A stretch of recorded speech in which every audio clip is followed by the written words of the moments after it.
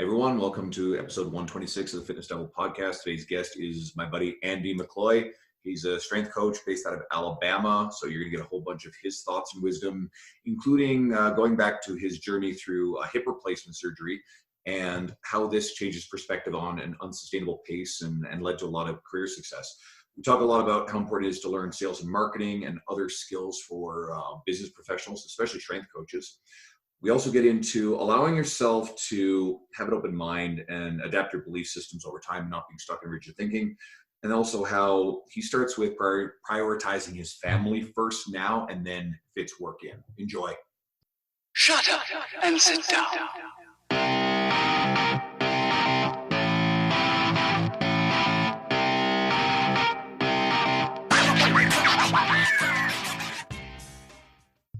Hey everyone, welcome back to the Fitness Devil podcast. So I've said this a few times before, and a lot of our guests have actually come from my travels, but one of the best part about my time in the industry has been the travel and the opportunity to meet and connect with a lot of really great hardworking examples of sustained industry success and people who are having impact. And yeah, we've had people with many hundreds of thousands of Instagram followers, but sometimes that impact isn't always felt in big brand name success in that way, but they've had a lot of success influencing other people and helping people.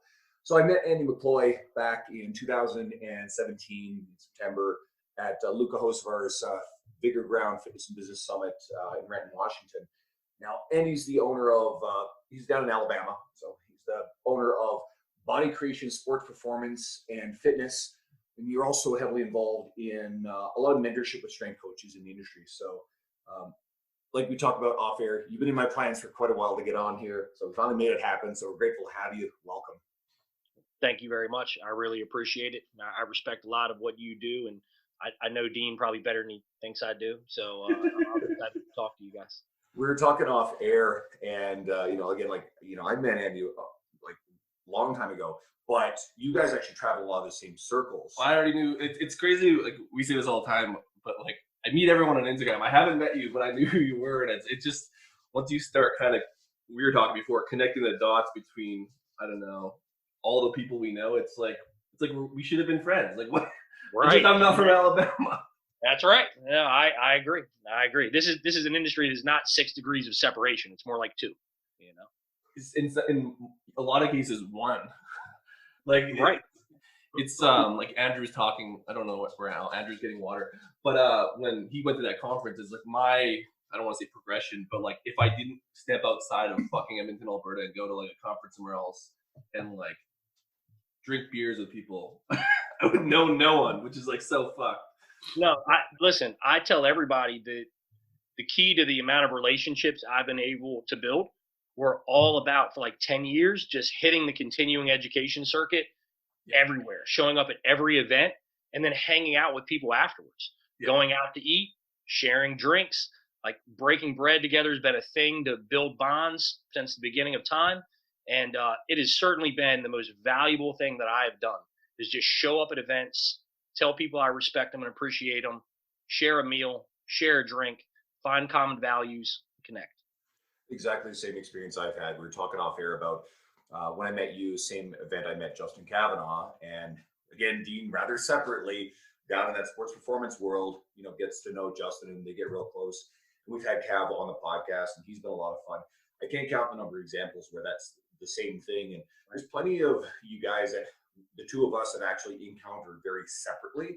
And then you bring them on the podcast and it's kind of perfect. Then everybody knows everybody basically. But it's like that process. I don't want to say it's skipped by a lot of people. I don't know if that's the scarcity mindset bullshit, but when people get kind of stuck in their corner or they think they know everything, they actually aren't good at those types of events because they'll go there and sit in the corner and think they know everything. And then they miss an opportunity to branch out. And like, that's pretty much where all my best, I don't want to say kind of breakthroughs have come through, not even just meeting people, but learning other systems, which is almost the same fucking thing.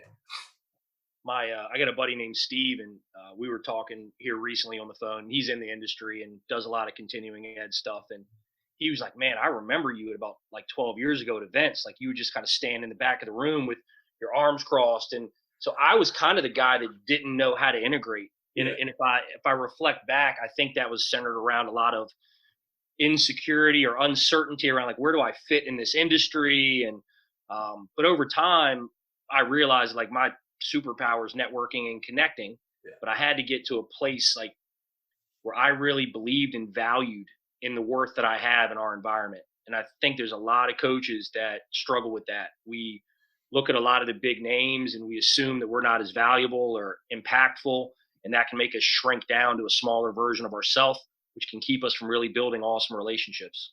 What I think a big thing for me, my realization is once you actually meet them, like we'll use these events, but like once you start meeting these quote unquote big names, you realize that they're not much different No, than not. you, and it's pretty much the same path they took, and it was just 5 years earlier. Like it's literally not that big of a deal. We're all humans, man. Like humans. And we're all on a path, and a lot of the people we're talking about are the the super big names. So try to think of some of the people that were presenting at the event, like a Mark Fisher or Luca hosting it.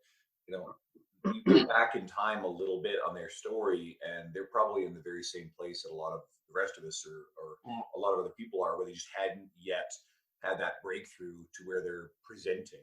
Fisher's James not that old, like in terms of like the greater, like it's like what, 5-6 years. I think it's about maybe 7-ish or so, which isn't a long Mark, time. No, Mark has still been doing this for a really long time, but I think his ascent to notoriety actually happened a little quickly after a sustained period of maybe not being as well known.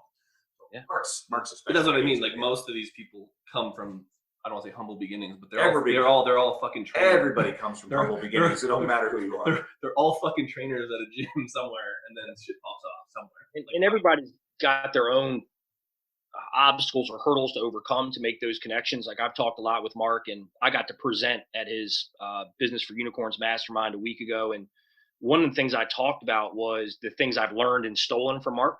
Yeah. And one of those was be yourself. Like Mark is very different than a lot of people in our industry. Me and Mark are also very different, but like I went to 3 high schools. I was a father by the time I was 16 years old. I didn't go to college. So for me, when I got into the industry, I felt like I had to be somebody else too. Right. So that affected me. But I think at some point in time, we all come into our own. And when you come into your own, that's why I think when people start taking notice of who you are. Yeah, instead of trying to copy the model of someone else, try to pretend to be someone else. Which is cool. Project the word. I think we all copy shit. I don't know where it was for me, but at some point I realized like if I keep copying people, I'm just going to be a shittier version of them. You know what I mean? And like that bugged me. Yeah. I was like, I don't want to be shit at something. I don't think there's anything wrong with modeling behaviors based on successful people, but when you're trying to be a clone of something, it's a different story. Yeah. I can only be the best me. I'm never going to be the next. Like Joe DeFranco was hugely impactful in my life when I first started my business, and like I'm never going to be the next Joe DeFranco, right? But I can be the best me. And to me, that understanding has been very valuable. Yeah, you're not bald either. I don't think. I'm not, but I might be getting there. My hairline is thinning slightly. So yeah, it's better than like he was bald. He's always bald. Like what I liked about Joe, like Joe was all mean and shit with his hands on the bar, looking all jacked. And I was like, to me, I started in the personal training world where you wore, button up shirts and khaki pants, and it had to be tucked in. So when I saw a guy like Joe in a wife beater with a bald head all jacked up, I was like, yo, that's more me. I'm not a dude with a button up shirt, but I had to play that game when I had my first job, which that didn't last long. And I was arrogant enough to just start my own business thereafter. Well, cool. It worked out for you. One of the things I was going to ask you about was based on a recent Instagram post, but it goes back to 2012, where you got the news that you needed hip replacement surgery, right? Both hips. And that was the result, I guess you said, of like 12 years of pedal to the metal work, pace, intensity. So how did this affect your approach to balancing your own self-care with the focus on career success? I actually, a side note, 2 buddies of mine were just at Evolve. One's a trainer there, one's a trainer at Evolve downtown. They're both hurt. One guy tore up his meniscus, the other guy tore a bicep, and yet they still got a coach, right? So this stuff happens to us. So filter that through, and then let's actually extend this conversation to your thoughts on mental health for our industry as well. So floor is yours. So back in 2012, I was in a lot of pain, and I was working 13, 14 hours a day. And I just had this epiphany that was unsustainable. I was broken. Physically, that was affecting me mentally, that was affecting every relationship that I had had in my life. And I just realized it was an unsustainable thing. So it made me reflect on, what do I really want? And what I wanted was to be healthy. I wanted to have some freedom. I didn't want to have to work 14 hours a day to make money. And I really wanted to pay the lessons forward that I learned in the industry. So I became confronted with the fact that I had to really build a business, not just own my job. And that was the only way out of it. But I couldn't just do that overnight. It wasn't like I could go from 2012 to, where we are today overnight. So I realized I just couldn't legitimize having hip surgeries at that time. I needed the money. I couldn't take the time off. So that rub right there was the thing that made me go, whoa, just because you look halfway decent doesn't mean you're healthy. Your capacity is not where it should be. The pain is affecting you in a multitude of ways. And you've got to start training smarter and developing a business that will one day allow you to step back and take care of yourself. So I think that is the lesson that was learned for me through that process. And you want to talk about mental health, man, we could go on this subject for forever, but I was scared to death back then that if I were to take time off, I would lose my entire business. So it forced me to develop skills and a mindset that would allow me to sustain pain, build a model, learn how to lead a team, push all my chips in and make it happen.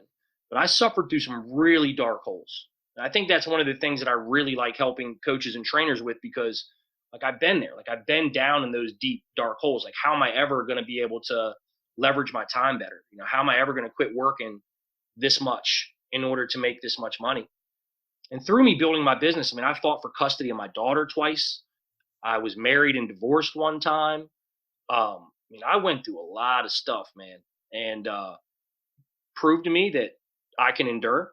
I'm capable, and it forced me to develop coping skills. It wasn't an option to do anything different in my mind. So just the awareness I had around what needed to happen forced me to become the type of person that could execute on that. And I think that's a big problem in our industry right now, is we're all focused on techniques and tactics of how to do things, as opposed to what type of person do you need to become to actually leverage those things in a way that's congruent with your values and your goals. I like that. Aligns with, I like the part, especially about, how it wasn't an option, basically to fail. And I wrote something recently that hopefully it resonates, where trainers are really worried about their income, their stability, security, that sort of stuff. And for me, it just wasn't a fucking option not to be busy. It wasn't a fucking option not to keep my income. So therefore, you just did whatever was necessary. You worked the hours, and we go back to that. Sure, that can get a bit aggressive with the number of hours we work, but I just simply wasn't willing to let my business ever falter along the way. So you just mentally, and when you tell yourself, no, there is no option to not be successful, you absolutely find a way. I'm sorry. Well, money's a pretty big motivator. How much, we're in Canada, so hip surgery is free. Just takes a while. How much is hip surgery in the States? I have insurance, so it took care of the majority of it. But I paid about $6,000 out of pocket for the deductible, because I just never go to the doctor, I never have in. So it cost me a couple stacks either way. You don't get unemployment for not working at your own job. Nah, and I'll tell you this though, all the pre-work that we did and preparing my team for it, we really didn't skip a beat. And it might have been one of the more empowering things for my team, for me, just to get the hell out of here for a little while and let them do their job. It was it was a tough but really valuable experience. I'm glad I'm on the other side of it.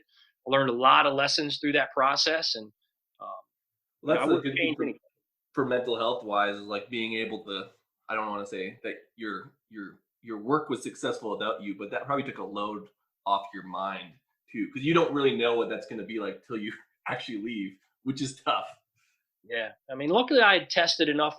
traveling for speaking, being gone a week or two here and there. And so I was pretty confident that we could sustain it. And like I said, leading up to my surgery, I mean, I scheduled it, I don't know, about 6 months out. I came back from Slovenia with Luca, and walking around Slovenia and climbing up to castles and stuff was so brutal. The minute I got home, I just called the surgeon and said, book it. And from that day on, we reverse engineered a plan to make sure that it would be smooth while I was out. If you've got a great team, people who are invested in the whole thing, I mean, it's their livelihood too. If they fuck up and falter, they're not just letting you down; they're letting themselves down. So I'm sure the fact that, hey, Andy's going in for fucking hip surgery here, we better have our A game just to make sure that he's okay and that we're okay. Absolutely. How much you work with newer coaches, but like essentially the silver lining in all the bullshit is that you learn how to, I guess, overcome it and like be successful because of it.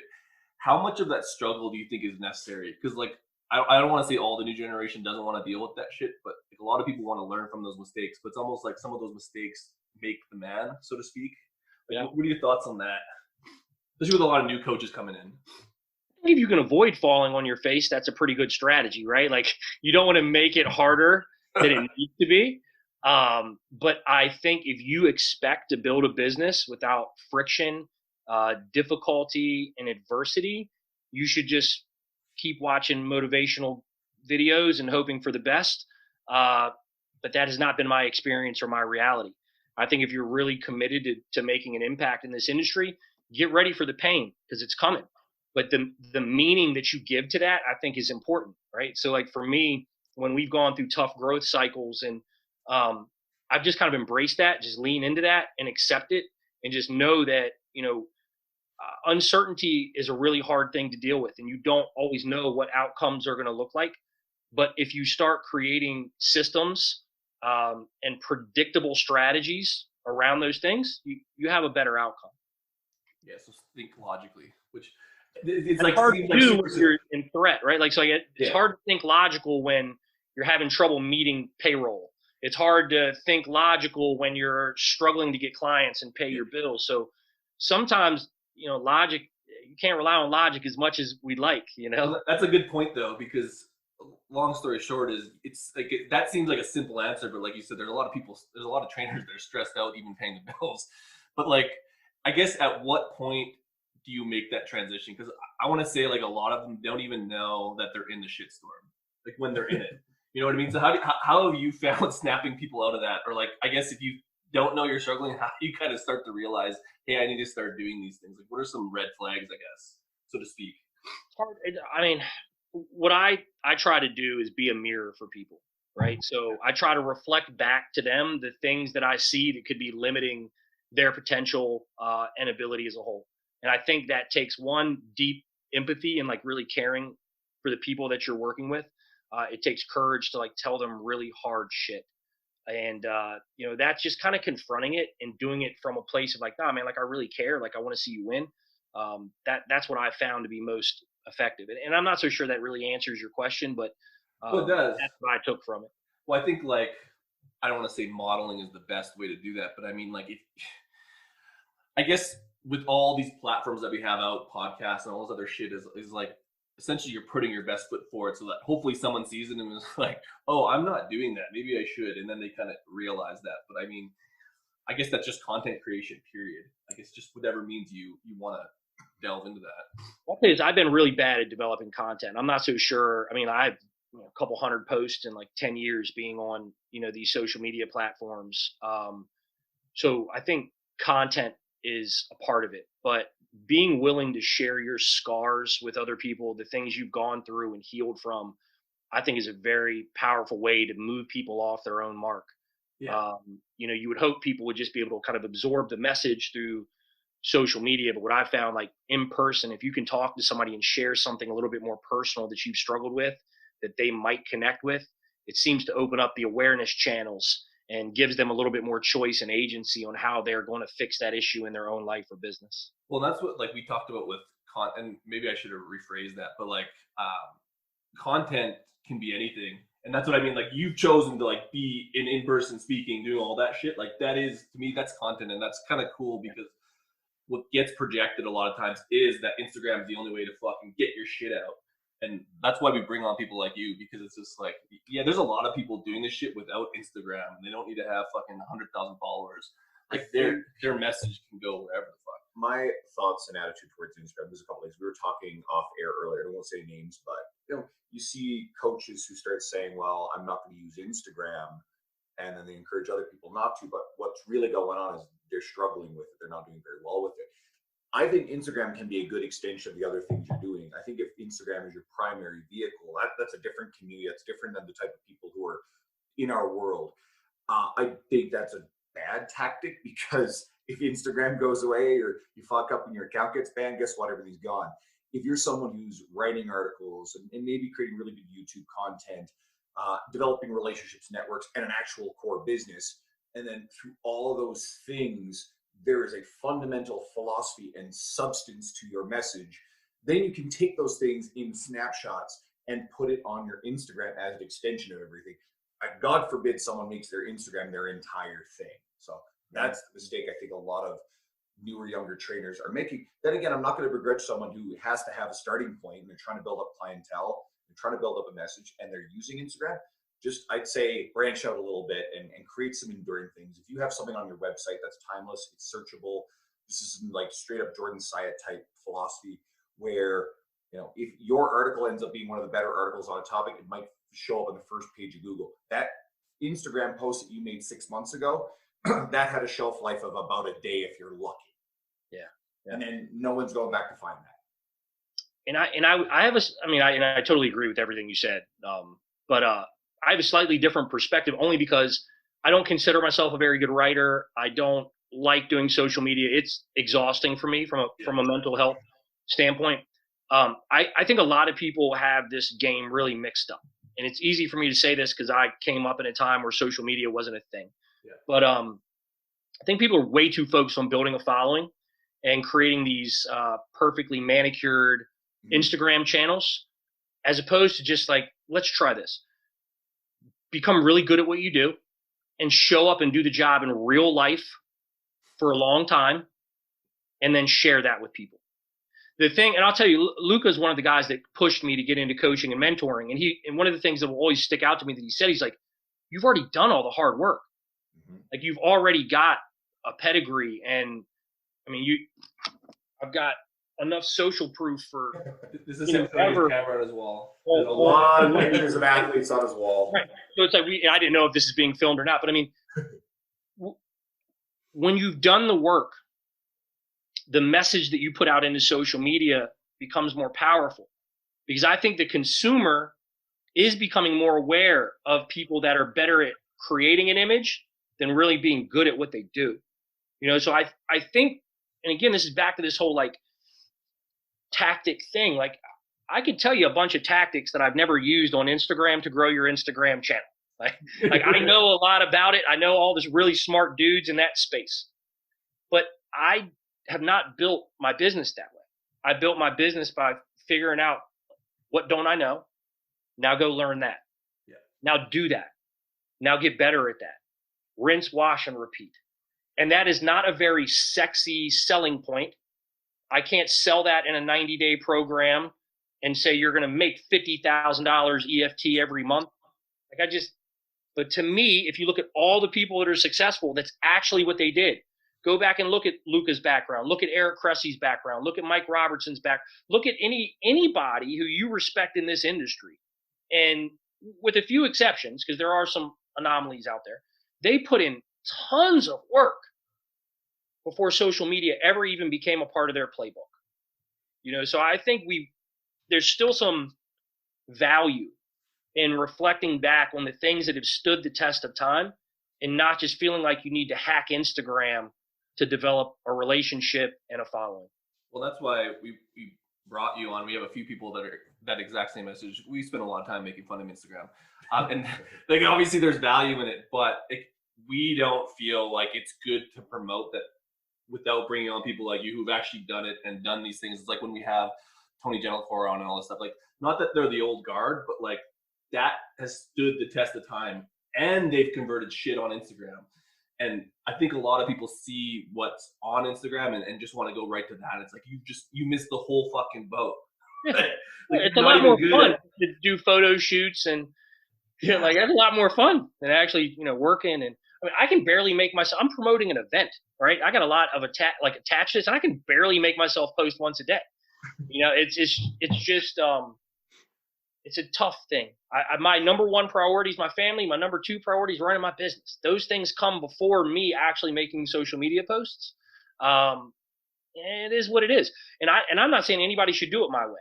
There are a lot of dudes who know the Instagram game, and they're also doing really good work on the other side of the computer and phone, right? So don't just do what I'm saying. I'm just sharing what's actually worked in my experience. I think what we're all agreeing the underlying message, because we all see it the same way, is you've got to do the work, develop the skill, the core competencies, implement it in the real world first. And then, my belief is, because I'm not an Instagram star, but I am playing with it lately, you can then take the ideas, the stuff that you've got in your core business, and then you can use it and share it. And if it's someone like you who you find it mentally taxing, it's probably not a good idea, but you've already had a lot of success in other realms. You don't need it. If you're going to be really smart about it and want to leverage it, great. But do not use it as your core thing. Yeah, like double down on your strengths. Like if I could write like you, I would probably have a blog. Like you're a very good writer. Like I love reading your stuff. Like that to me is so for you, words on things, whether that's a blog or an Instagram post, are going to be very persuasive. To me, it takes a very long time for me to knock out 100 characters. I'm like, did I say that right? Did I spell that right? Do I got my spacing right? And that just smokes me. But if I have a live event and we meet each other and I get to convey my passion and just who I believe you need to become in order to be successful in this industry, to me, that's the best way I can influence and persuade somebody. It doesn't mean I'm not going to make social media posts or maybe, well, I don't write a blog, but maybe one day I will. It doesn't mean that those tactics are worthless. It just shouldn't be the cornerstone of how I show up. Basically just the way that you said. Well, I think that answers my question. like for real, it's like, well, how do you realize like the things that the red flag is like, well, like if you don't like doing it, like not that you shouldn't do it, but like you said, double down on the shit. Like that's why I do podcasts and I don't write. I fucking hate writing. Like I've been asked, I'm like, no. I'm like, I'll just like I ghost them. And one thing I realized is I love this medium of podcast. So it's got me thinking like, okay, there's a lot of options and things I could do. Like, I like this. I think I could be good at this. So if you're the type of person that thinks you could be good at a podcast, start a podcast. If you're a great writer, write. If you're really good at photo shoots and Instagram and you know how to use Canva and you got a body of work that you want to put together, man, double down on Instagram. Like it works for a lot of people. You can tell. Like, don't beat yourself up. Like what I've done at times, like I'll make a post and I have this like attachment to how many likes it's supposed to get or whatever, and I'm like, oh wow, that sucked. It's not that it sucked, right? It's just information. It's data. That's it. So if you are trying to do something like Instagram or Facebook, don't be attached to doing it as well as other people. Just do the thing, right? Like, just do it. It was like I trolled Spencer Nadolski last night on Instagram. Okay, form your thought. Get the laughing out of the way. Spencer Nadolski posted like some TikTok video on his Instagram. It was so bad. He's like, "Yeah, I'm just toying around with it." I'm like, "Man, your timing's so off." Like, I saw that, and he's like, "I'm sorry, I didn't go to TikTok fucking certification," but it's hilarious because he's like so good at doing memes. And he looks so weird on the TikTok. And I'm sure he'll get good at it, but it's just like, that's a perfect example of like, there's a lot of people diving into TikTok now, and there's going to be people that suck shit at it. Like, just fuck off. Like, don't do it. Because like, your thing is the thing that you were good at. Just like, stay good at that. Apparently here's what's crazy. Like, even if you think of any type of business, right? Like, if you're a good large group boot camp type instructor, like if that's your jam, you should probably build your business around that. Yeah. If you're really good one-on-one, you should probably do that. If you're really good with 2 to 6 people or 8, whatever your semi-private model is, you should probably do that. But when it comes to social media, sometimes we don't see that. We try to do it the way other people do it, as opposed to the way that is in line with our skill sets and what we're best at. Yeah, and even because we follow the same sort of people, but there's like lots of guys like Kyle or like David Gray who like literally aren't following a formula that I've seen, and like they're building their own followings, doing like honestly just being like educators online, which is weird because like that's what you shouldn't do. Like you need to do quick hits and infographics, but it's like things are always evolving. There's no one way. Like people say, oh, long form article writing is dead. That's bullshit. But only a few people do it really well. Greg Knuckles is it, and Adam Ali, Physiconomics, right? The big nutrition dude. He's often in the UK. That guy writes the best, funniest, long form nutrition stuff that is on the internet anywhere in our industry. But again, you better be damn good at it. I can deadlift more than him though, for sure. He's not. I don't think he's a very big dude. So yeah, you can deadlift more than about. He's not leveraging that. Tell you but there's probably not many people you can't deadlift more. That's true. We probably had like maybe 2 guests ever that could probably deadlift more than you. Maybe. Yeah. I still use my like numbers from when I was like 26. That's how you're supposed to do it. Yeah, like just I lift it once and like that's my number forever. Forever.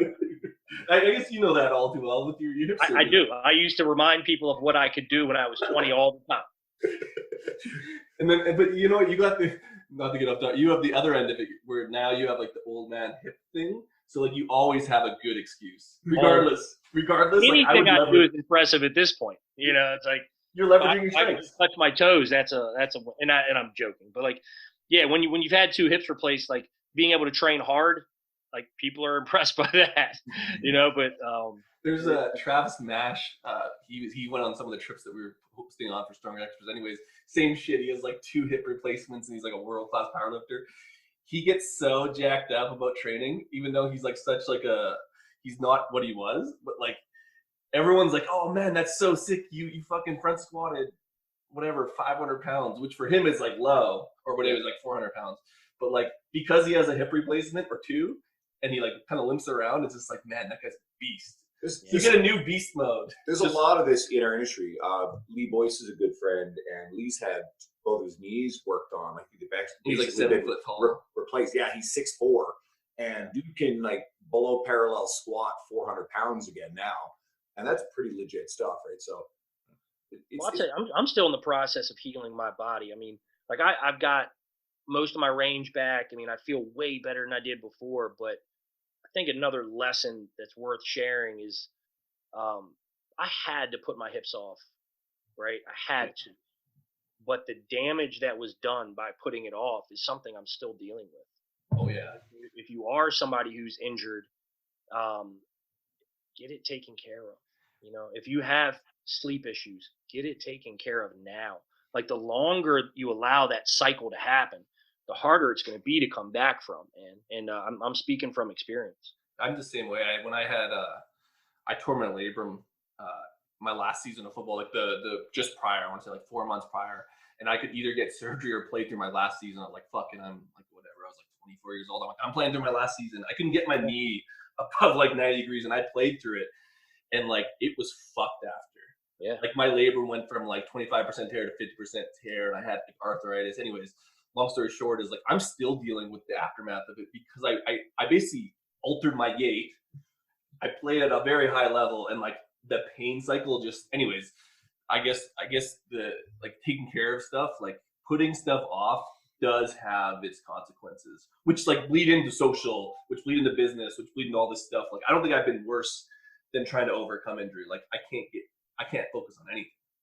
And I think there's a big lesson in that too is, and what I tell people is like, I don't think anybody really has a business problem. They usually have like a physical problem that's affecting their ability to run their business, or a relationship problem that's affecting their ability to run their business, or, you know, like a host of issues that really aren't business problems.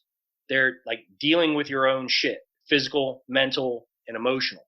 And if you're constantly like proactively taking care of those things, you have a much better chance of running a successful and sustainable business. Let's actually talk about that. Like we brought you on here because you know shit. Yeah. So like you're part of the Strength Coach Business Mentorship coming up in early April, along with our former guest Todd. Is it Bumgardner? It's Bumgardner. Yeah. I always fuck his name up. And then Adam Willis, who we've been discussing getting on here. So you view teaching other fitness professionals as part of your brand. Yeah. What are thoughts on the obligation, success? I mucked that one up. Good. I want to word this properly, so like you ask it because it's. What are your thoughts on the obligation successful fitness professionals have to help the up and coming generation? Are we obligated to help and mentor? I mean, obviously you do it as part of a business thing as well. Yeah. But Here's what I think we need more of. I think if you have built a business, and you see how it's benefited you in your life, personally, professionally, right? You are obligated to teach other people how to do the same thing. How many great trainers do you guys know who can barely pay their bills? How many great trainers do you guys know who are overworked, underpaid, and overstressed? So for me, like, I think as a strength coach, there's a lot of resources out there teaching people how to squat better, how to design better programs, how to understand those things. What there's not a lot of in our industry, more so in the fitness industry than sport performance. Like, fitness industry is full of fit biz coaches and, but the strength coach world is not. yeah, And this is an industry where, guys are taking $24,000 a year jobs and living like college freshmen in dorms just to do the job. And if you can help one of those guys see the potential of entrepreneurship and teach them to run a business, that is paying it forward in an incredible way. You will give that person the ability to control their life and destiny, not just make their passion their vocation, right? And that's so many people. It's like, I just want to get in. I want to get in the game. And then they think they're going to climb the ladder. And then somebody yanks the fucking ladder out from underneath of them and it all crashes and burns. And they hate their life by the time they're 40 years old. I would rather give that guy an opportunity to say, look, if you think running a business might be appealing to you, here's the tools, here's the systems, here's what you need to know, here's what you need to be ready for. And if you put the same amount of effort into that you did as becoming a really good and competent strength coach, you can create a lifestyle for yourself that is very fulfilling. And again, may not be everybody's jam. I know a lot of dudes, like, they love the grind. They love being there at 4 a.m. They love traveling every weekend with the teams. That's just not me. That would have been me at 20, not at 40. So I want to be able to arm those guys with the information that they need to, if they want to build a business, if they want to become an entrepreneur, I want to be able to pay that forward. And I do think that it is our obligation to teach people the game of business, not just how to train and coach.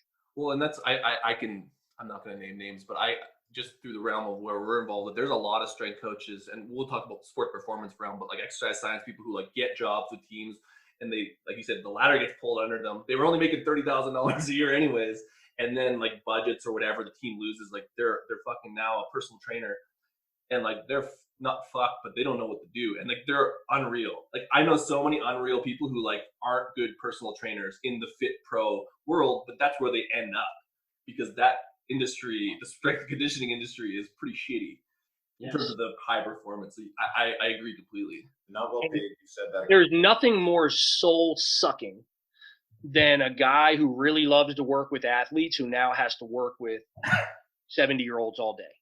That's the reality. It happens. And that is a reality. And there's been many times in my life where, like, I did some general fitness and athletes. Like, right now at my gym, we're very athlete heavy, but we do train some adults. So I'm not saying that there's not value in supplementing your income with general fitness clients, but they should be the type of people you really want to work with, right? Like, that's number one. But if your jam is athletes, you can do that. There's a lot of people out there telling you that you can't build. There's a guy in Canada who was in my mentorship program, and he got so much input and advice from people that he could not build a sport performance business. He believed it. And in a few months working together, he made a lot of contacts. He started getting some clients, and he started to realize, like, I probably can do that, right? And it's like, I want to help sport performance coaches learn how to build a business so they can stay true to what they really love and what they believe in. Well, that's really good, because, yeah, like, I would say, like, that's interesting, because, like, I can think of a few people who have built businesses training athletes, but I think, like, I don't want to say common knowledge, but the perception is, yeah, like, if you're not in a school or you're not on a team, you can't train athletes because it's too hard. They don't have money. And it's good to bring on people like you, because then you can kind of show them, like, you can absolutely do that. But, like, it's like you said, it's everyone. It's like the majority saying, like, don't fucking train athletes. So we've even said it, like, it's real fucking hard. But it's hard. If you don't want to train Gen Pop, you're gonna fucking hate your job. I think the prevailing wisdom, and I think there's some strong truth in this, is a brand newly minted personal trainer whose aspiration is to train high level athletes. You can definitely work towards that, but do not expect that to show up at your commercial gym really quickly. I have a handful of athletes, and I don't even brand myself as an athletic trainer. I trained a guy, and then all of a sudden, his kid's 15 years old. Turns out the kid is a really high level goaltender and wants me to train his son, teach him how to strength train to keep him safe. Been working with him for over 2 years. We're really great friends, and he's now the backup goalie for a WHL team with a bright future.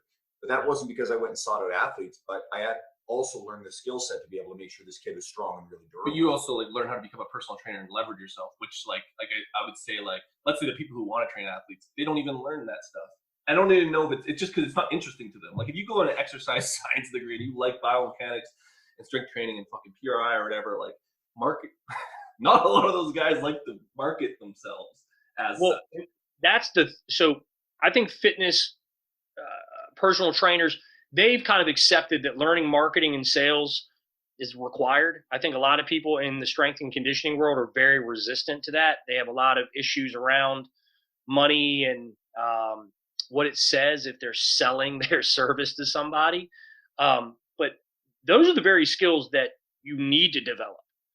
I know guys, there are guys out there with a whistle, a stopwatch, and good old YouTube on their phone that are dominating dudes that have done internships at big schools, pro teams, that really know what they're doing. Because the guy with the whistle and YouTube and stopwatch is actually willing to tell everybody that he thinks he knows some shit and make a bunch of offers. Even if he doesn't know, his certainty and his audacity to put himself out there sells. Mm-hmm. So there is no victory in being the really smart strength coach. I'm not going to sell and I'm not going to market. It's well, you're not going to have a business. That's just reality. And there are just so many strength coaches resistant to it. Even facility owners that I know, it's and I think I picked this quality up in people because I was there at one point in time too. I had a lot of issues around marketing. You guys remember Ryan Lee? Yeah. Who? Ryan Lee. He was one of the very first fitness marketers. Okay.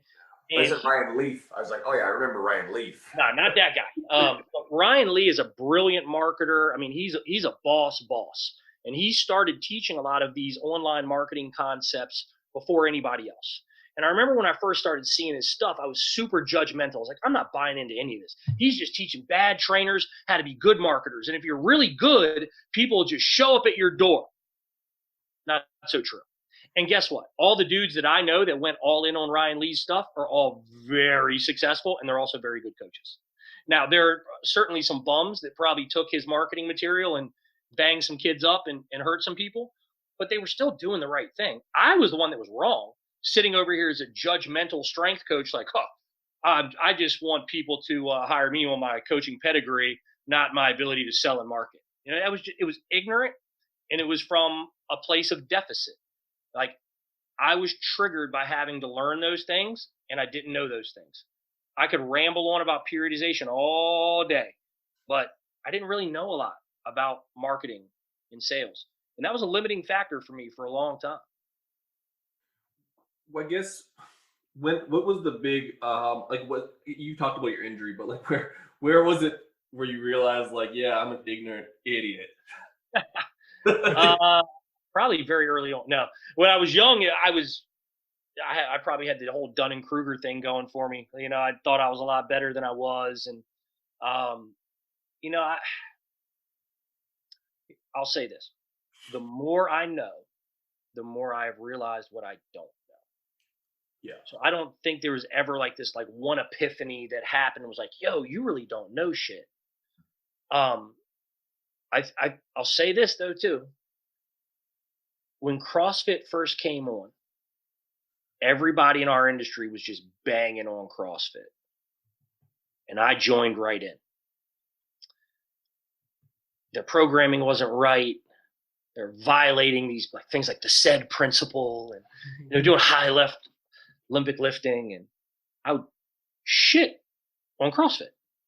And then I remember one day I was at a gym looking around, and I was watching these really bad personal trainers train people in a less effective way than bad CrossFit. And I just had this epiphany that, like, we're so focused on hating on CrossFit, but like a lot of us don't really know what we're doing anyway. Listen, I was trying to follow legit tutor bumpa, like, periodization training cycles with kids that were working out at their school, and like I was doing the same dumb shit. I was creating competing adaptations. I just had more fancy literature to back up what I was doing, but I wasn't taking into account what they did at school or with their teams. Or so I would actually credit CrossFit in some weird way of like making me aware that, you know what, you need to question your beliefs a little bit more, because I'm not so sure you're as solid on what you believe and what that looks like in application. That makes a ton of sense. You're right. As easy it is to, shit on CrossFit, it's very low hanging fruit. And this is kind of cliche too, but I mean, name a movement or an entity in the history of exercise outside of probably Arnold that has put more barbells in hands and more feet in gyms than CrossFit. And and you said it exactly, there are a lot and I don't like bagging on bad personal trainers, but there are lots of them. It's the facts. It's silly to shit on CrossFit because there are a lot of really fucking skilled, competent Olympic lifting coaches, CrossFit coaches out there, and they are masked by the bad ones. But at the same time, we are also trying to fight the perception that our fitness industry and its core are really good, competent people, caring people, when we have a bunch of clowns who give us a bad name, and we got a bunch of people on Instagram who are doing a lot of skeezy crap. So, and I'm a firm believer in this. It is really a waste of time to go on and complain and spend most of your energy complaining about the bad people. I think it's a good use of your time to be a better example. So that way, instead of the person who is fooled by the Instagram bullshit or conned by the sleazy personal trainer who isn't very good, that my message is getting through and the people are finding me because I want to do a really great job with that person. So I don't resent the people who are doing all this bullshit. It's on me to take ownership of the end outcome, which is be better. And like you said about sales and marketing, make sure that people know who I am. Yeah. I mean, I think there are tons of lessons that we can pull from our judgments, right? So like whenever we are judging other people, other systems, I think there's a real opportunity for learning there. And that's what I've become sensitive to. When I catch myself judging something, it's like, okay, where's my blind spot? What can I learn from this, good or bad? And I think we are a very tribal community. People like to say, I drink this Kool-Aid, I like that Kool-Aid, and that's the team I'm on. And I think that just leads to more divisiveness in our industry, as opposed to people trying to understand each other's perspectives and models. Yeah, I think like that's a really good point. Learning how to, I don't want to say question, it is kind of questioning your own bias, but like I think at some point, that's why I asked you, what was your aha moment? Because you can't really get there unless your bubbles have been burst. Like unless something like fucked you up enough to be like, oh, I'm wrong. Because I think that unless you're there, or like you do, and maybe that's just learning, but until you know that you don't know shit, like you're at a really bad spot, in my opinion, to like just be in that box. And that's scary to me to like think back to where I was at, where I was like, I learned one system and that's all I'm gonna do forever. Like that gives me anxiety now. Yeah. After getting my bubble burst. I'll give you another good example of like what I've learned in retrospect is probably 15 years ago, there was a local physical therapist here who went to my family's church, who started talking to me about PRI. They were the only people doing PRI. She's telling me about it, and I'm just like, oh my God, this is so lame. This is so ridiculous. And she asked if she could come do some retest stuff with some of my athletes. I was like, man, my mom likes this girl. I kind of feel obligated to do this. So, all right, you can come do it. And I don't remember the exact resets and stuff that she did, but I do remember her testing and retesting shoulder IR. And everybody in the room had improvement. And I was still like, this is total bullshit. Total bullshit, right? Fast forward, I don't know how many years, but many years later, where I'm searching out how to like just get some relief from my hips and back, because my back started getting really bad too, because my hips were so jacked. And it's when Bill Hartman and Mike Robertson started really going down the PRI tunnel. They were the first guys that at least I noticed really going down it. And I was like, oh my God, there is something to this stuff. I wonder if way back then, if I had started doing it and allowed it to shape my lens on training and position and those type of things, like, would I be as banged up now if I had started to appreciate that approach or lens a little bit more back then?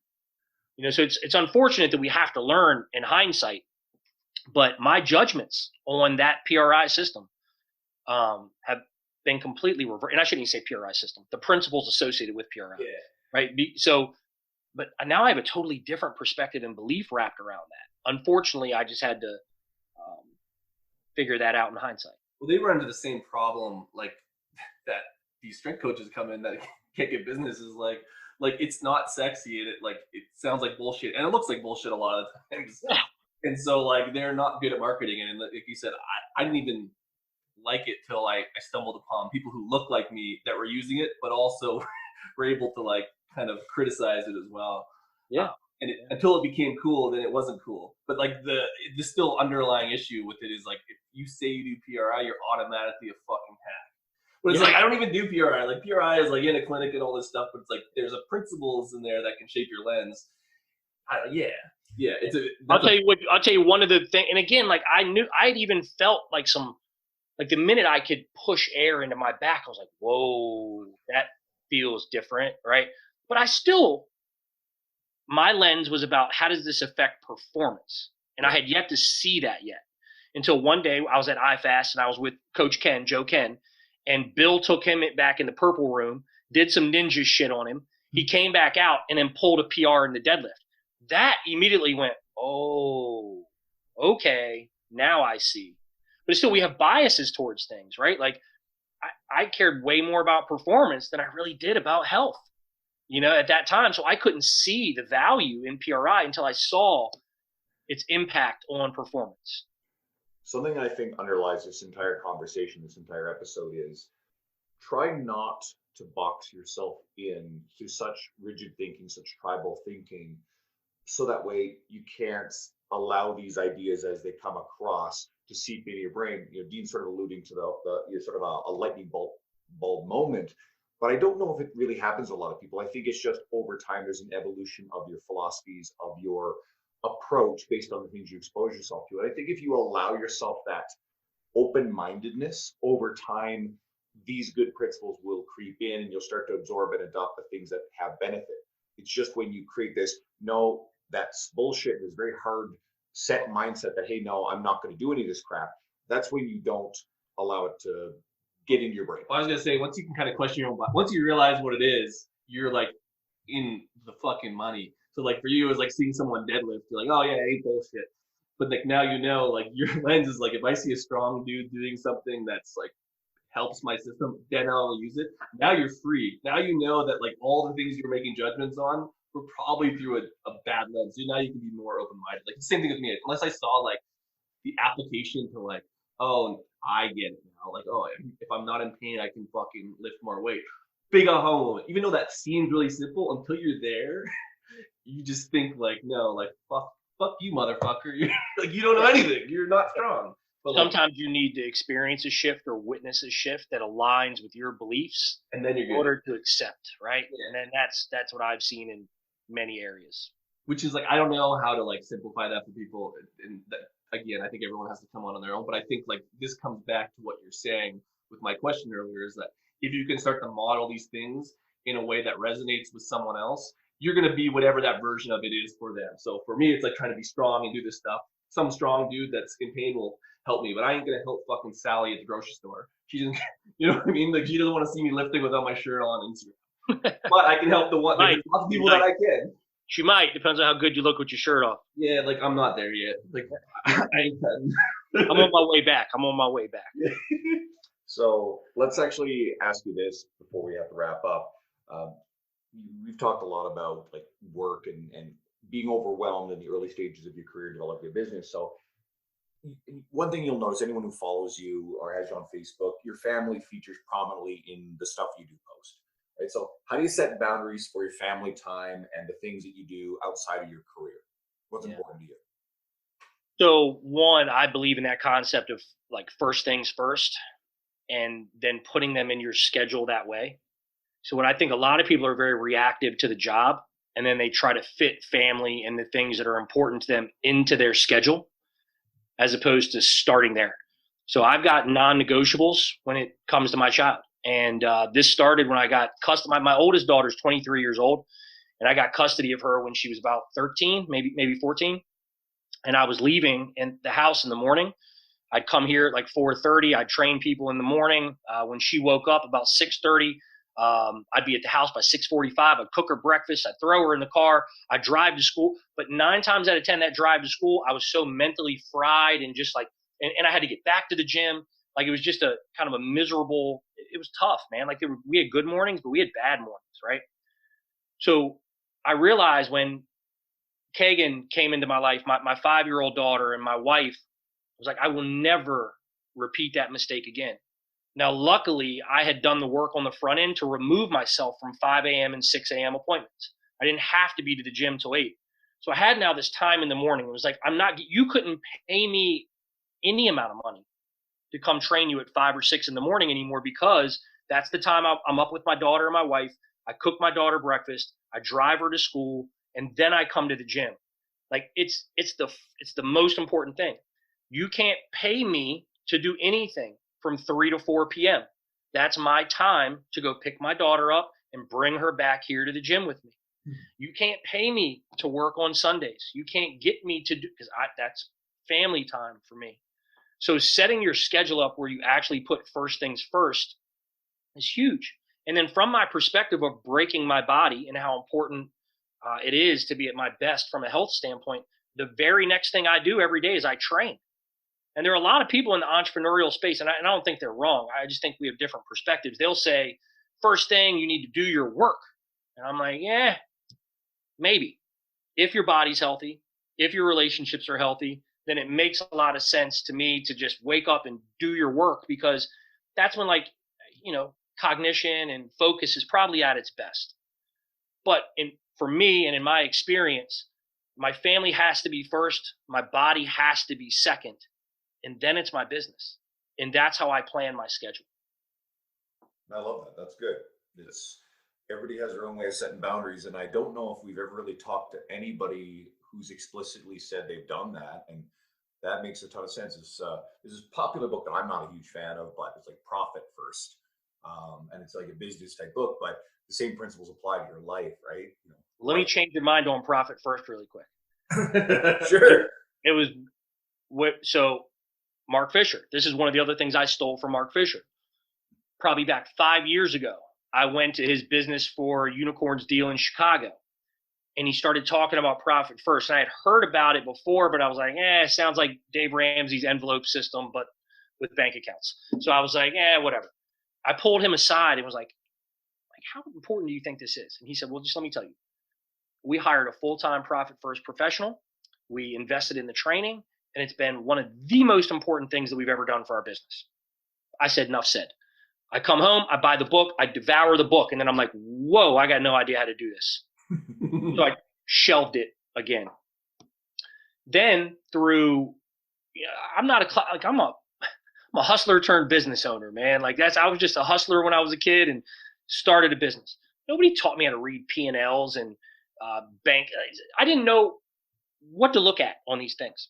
So they were always very confusing to me and didn't make sense. Well, Profit First made it very simple.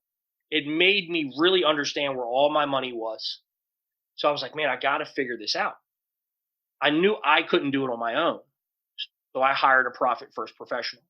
Now, it is I shouldn't say that because it's subjective. It's expensive in most people's mind. It is one of the easiest investments for me to make every single month. Working with Aaron, who's my Profit First professional, just last year alone, we increased profit 10% and expenses went down 8%. Those are real hard numbers. And that has a lot to do with the Profit First system and finally figuring out our allocations. It takes a long time to figure it out.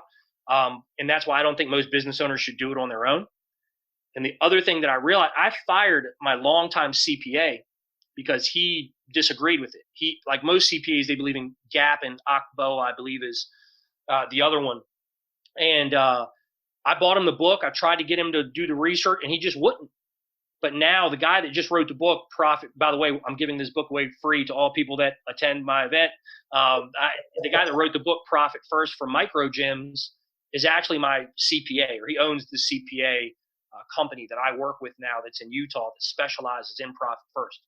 So I say all that to say this. If you're going to do Profit First, don't try to do it on your own and go all the way in. Get you a CPA that gets it, hire you a Profit First professional, buy the book by all means.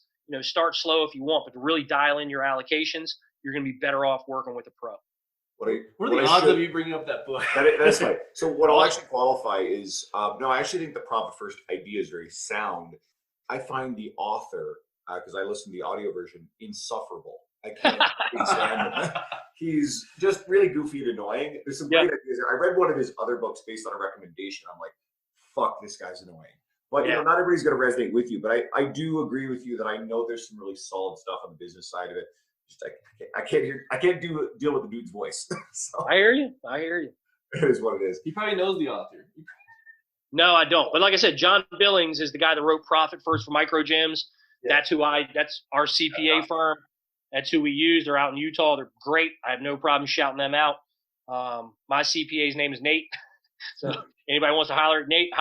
He's a boss. And I refer a lot of guys in my network to that. And that we're going to be talking about, this is the thing that used to kill me. And if I'm off topic, y'all can reel me in whenever you want. But this is the thing that used to kill me when I would go to like business seminars and events. People would talk about develop systems.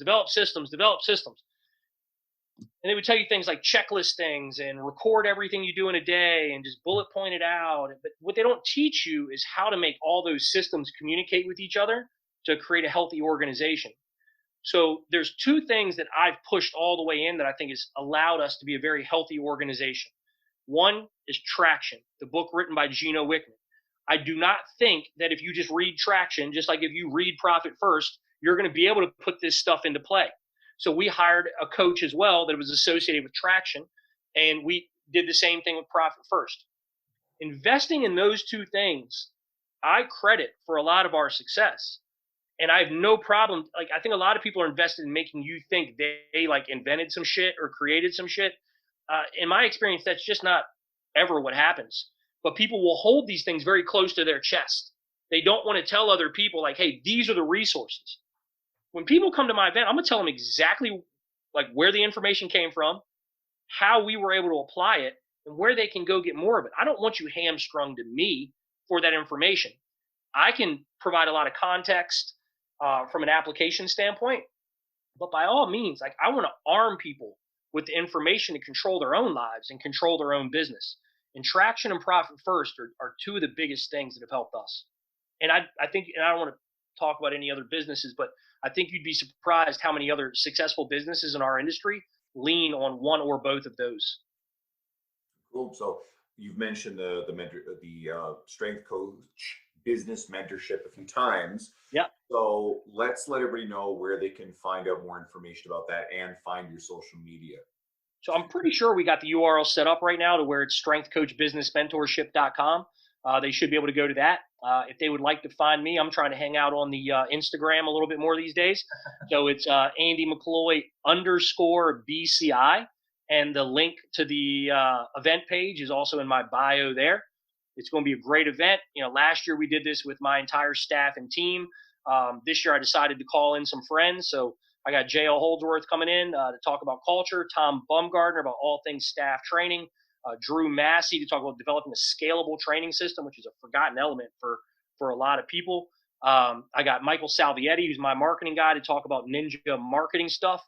And I got Adam Willis, who's been in my mentorship now for 3 years, coming in to talk about social media and email marketing. So this is going to be a one-stop shop for anybody that wants to learn how to build a business from the ground up and all the ancillary systems they need to put in place.